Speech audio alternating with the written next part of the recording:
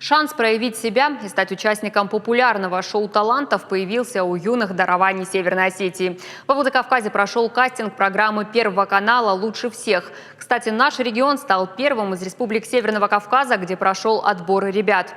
Свои таланты продемонстрировали порядка 100 детей в возрасте от 2 до 13 лет. Каждый из них очень хочет встретиться с ведущим программы Максимом Галкиным. У кого это получится, пока неизвестно. Подробнее в материале наших корреспондентов. Пусть счастливый полог переступит тот, кто из семьи отправляется в путь. Алану Дряеву только 3 года, но он уже знает многое о традициях и обычаях осетинского народа. Своими знаниями спешит поделиться с редакторами шоу Первого канала «Лучше всех», как настоящий джигит в папахе и бурке.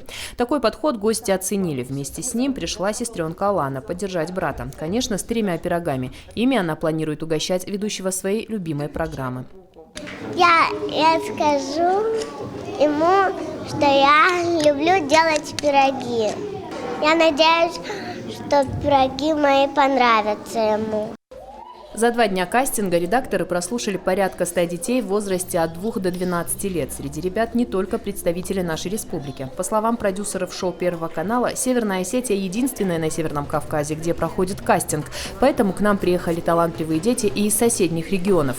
На съемки передачи могут попасть не только ребята с феноменальными талантами. Выслушать готовы всех. И тех, кто читает стихи, и тех, кто уже умеет печь вкусные кексы или петь, или же знает всех животных в мире. А если ребенок просто обаятельный или любит поговорить, у него тоже есть все шансы, даже если говорить он только научился.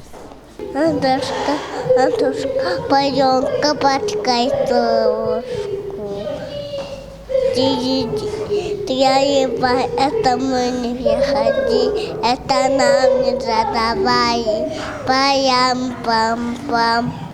За 3 года существования программы в ней приняли участие порядка 1000 детей с удивительным голосом, исключительной памятью и другими талантами. Сейчас новых удивительных ребят надеются найти и у нас.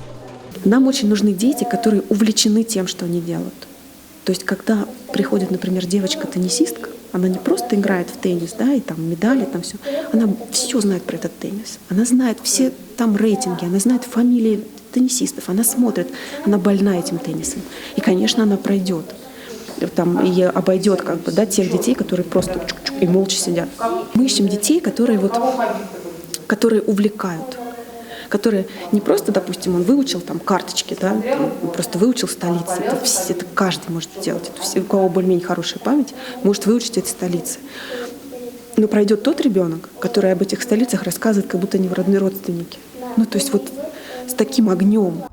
Убедила организаторов шоу прослушать юных талантов в Северной Осетии главный редактор журнала «Наши дети» Элина Марзакулова. Она познакомилась с продюсерами передачи в Москве, пригласила их в республику и устроила кастинг. Уверена, наши участники ее не подведут. На самом деле я испытываю чувство гордости за то, что у нас есть такие дети, очень интересные, каждый в своей области.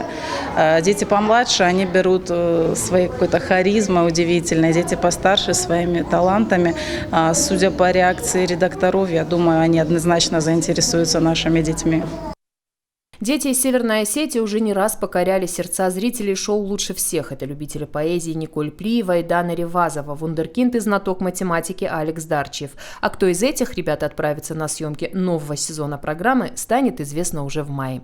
Светлана Пхалагова, Галина Григорян, Хета Гапоев, Чермен Цураев. Новости Осетии.